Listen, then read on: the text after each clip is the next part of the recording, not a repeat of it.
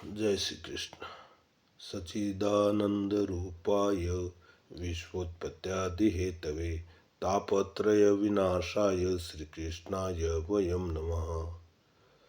जो सतचित आनंद स्वरूप भगवान श्री कृष्णचंद्र हैं, जो तीनों प्रकार के तापों का नाश करने वाले, ऐसे भगवान सच्चिदानंद स्वरूप को हम प्रणाम करते हैं। एक बार नैमिषारण्य क्षेत्र में 88,000 शौनकादि ऋषियों ने श्री महामति श्री सूत जी महाराज जी से प्रश्न पूछा। उन्होंने प्रश्न पूछा कि हे सूत जी महाराज, आप बड़े विद्वान, ज्ञानी और सभी शास्त्रों को जानने वाले हैं। आप हमें कृपा करके ऐसा कोई शाश्वत साधन बताइए जो सबसे अधिक कल्याणकारी तथा पवित्र करने वालों में भी पवित्र हो तथा जो भगवान श्री कृष्ण की प्राप्ति करा दे। क्योंकि चिंतामणि तो केवल लौकिक सुख दे सकती है और कल्प वृक्ष अधिक से अधिक देवीय संपदा दे सकती है, परंतु गुरुदेव अगर प्रसन्न हो जाए तो जो योगी दुर्लभ वैकुंठ धाम है उसकी भी प्राप्ति करा देते हैं।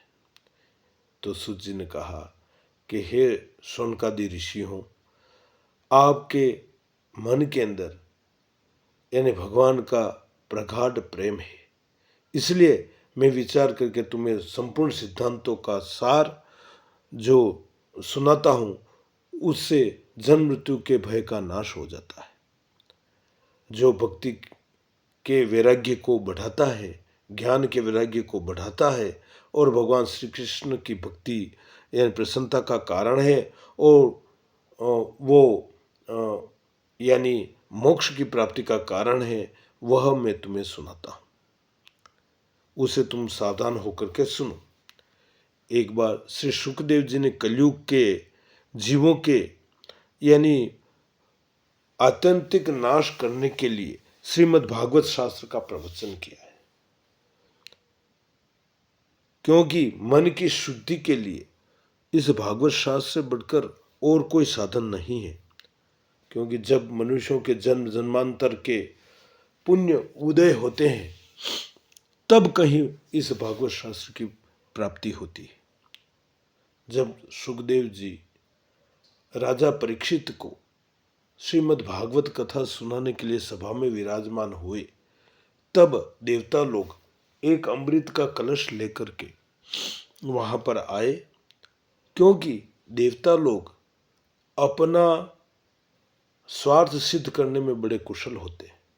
उन्होंने श्री सुखदेव जी को कहा कि हे महात्मन, आप यह अमृत का कलश लेकर के राजा परीक्षित जी को यह पिला दीजिए, ये अमर हो जाएंगे और इसके बदले में हमें भागवत शास्त्र की यानी कथा हमें दान दे दीजिए। जब सुखदेव जी ने सोचा, कहाँ तो कांच और कहाँ यह बहुमूल्य मणि और कहाँ ये यानी सुधा और कहाँ यह हरि कथा, कहाँ तो अमृत और कहाँ हरि कथा। अमृत पीने से तो आदमी केवल अमर होता है, लेकिन कथा से तो मोक्ष की प्राप्ति हो जाती। तो देवताओं को अनधिकारी समझ करके उस समय उस सभा में देवताओं की हंसी उड़ा दी। तो ऐसे इस प्रकार यह श्रीमद् भागवत की कथा देवताओं को भी बड़ी दुर्लभ है। एक बार सत्यलोक में ब्रह्मा जी ने यानी इसकी श्रवण की महिमा को सुन करके उन्होंने सत्यलोक में एक तराजू में सभी साधनों को तोला। तो सभी शास्त्र, सभी साधन इस श्रीमद् भागवत महापुराण के आगे हल्के पड़ गए और यह श्रीमद् भागवत पुराण ही बड़ी भारी रही। तो यह आश्चर्य दे करके सभी ऋषि मुनियों ने इसको सर्वश्रेष्ठ बतलाया है। पूर्व काल में दयापरायण सनकादि ने देवर्षि नारद को इसे सुनाया था।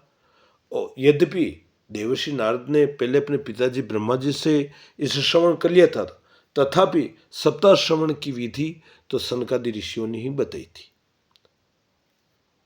तो शौनक जी ने पूछा कि जो संसार के प्रपंच से जो मुक्त हैं और ऐसे जो विचरणशील सनकादि ऋषि हैं यानी नारद जी है, तो उनका सनकादि के साथ संयोग कैसे हुआ और विधि विधान के साथ श्रवण में उनकी प्रीति किस प्रकार से हुई।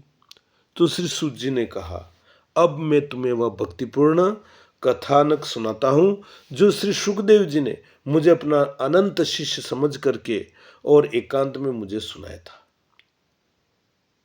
एक दिन विशालापुरी में वे चारों निर्मल ऋषि कुमार यानी सत्संग के लिए आए। वहां उन्होंने नारद जी को देखा। सनकादि ने पूछा कि हे देवर्षि नारद, आपका मुख उदास क्यों हो रहा है और आप चिंतातुर कैसे हो और इतनी जल्दी जल्दी आप कहाँ जा रहे हैं और आपका आगमन कहाँ से हुआ है और इस समय तो आप उस पुरुष के समान व्याकुल जान पड़ते हैं जिसका सारा धन नष्ट हो चुका हो या लूट लिया गया हो। आप जैसे आसक्ति रहित पुरुषों के लिए यह उचित नहीं है, इसका कारण आप मुझे बतलाइए। तो नारद जी ने कहा कि मैं सर्वोत्तम लोक समझ करके इस पृथ्वी पर आया। यहाँ पुष्कर, प्रयाग, काशी, गोदावरी और नासिक यानी हरिद्वार और कुरुक्षेत्र, श्रीरंग और सेतुबंद आदि कई तीर्थों में इधर उधर विचरता रहा, किंतु मुझे मन को संतोष देने वाली शांति नहीं मिली। इस समय अधर्म के सहायक कलयुग ने इस सारी पृथ्वी को पीड़ित कर रखा है। अब यहाँ सत्य, तप, शौच, बाहर भीतर की पवित्रता, दया, दान आदि कुछ भी नहीं है। बेचारे जीव अपना पेट पालने में लगे हुए, वे असत्यभाषी हो गए, आलसी हो गए, मंद बुद्धि हो गए हैं और पाखंडी हो गए। देखने में तो वे विरक्त कहे जाते हैं, किंतु स्त्री और धन आदि सभी का वो परिग्रह करते हैं यानी संचय करते हैं और महात्माओं के आश्रम, तीर्थ वगैरह सब इस कलयुग ने नष्ट भ्रष्ट कर दिए। इसलिए मैं इस तरह कलयुग के दोष देखता हुआ, इस पृथ्वी पर विचरता हुआ मैं यमुना जी के तट पर आया। वहां श्री भगवान श्री कृष्ण की अनेकों लीलाएं हो चुकी है। तो यहां पर क्या मैंने एक आश्चर्य देखा। क्या देखा कि एक युवती स्त्री यानी खिन्न मन से बैठी हुई, उसके पास दो वृद्ध पुरुष लंबी लंबी सांसें लेकर के पड़े हुए, अचेतावस्था में पड़े हुए, और वह तरुणी उनकी सेवा यानी करती हुई कभी उन्हें चेत कराने का प्रयास करती है और कभी उनके आगे रोने लग जाती है।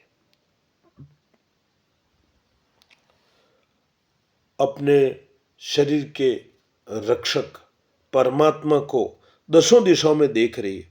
उनके चारों ओर यानी स्त्रियां खड़ी है, सैकड़ों स्त्रियां खड़ी, जो उन्हें पंखा झल रही है और वो बार बार उन्हें समझाती है कि देखो, तुम्हें चिंता नहीं करनी, भगवान तुम्हारा मंगल करेंगे।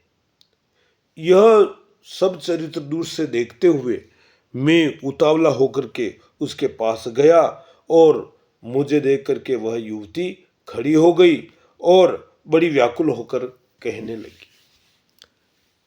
उस युवती ने कहा कि हे महात्मा जी, क्षण भर ठहर जाइए और मेरी चिंता को भी नष्ट कर दीजिए।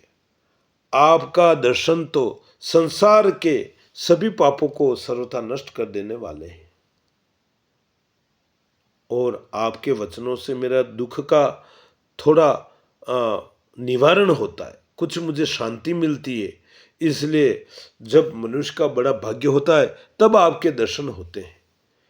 तो नारद जी क्या कहने लगे कि मैंने उस स्त्री से पूछा, देवी तुम कौन हो? ये दोनों पुरुष तुम्हारे क्या लगते हैं? और तुम्हारे पास ये कमल नयनी स्त्रियां कौन हैं? तुम हमें विस्तार से सब कुछ बताइए। तब उस युवती ने कहा कि हे, मेरा नाम भक्ति है।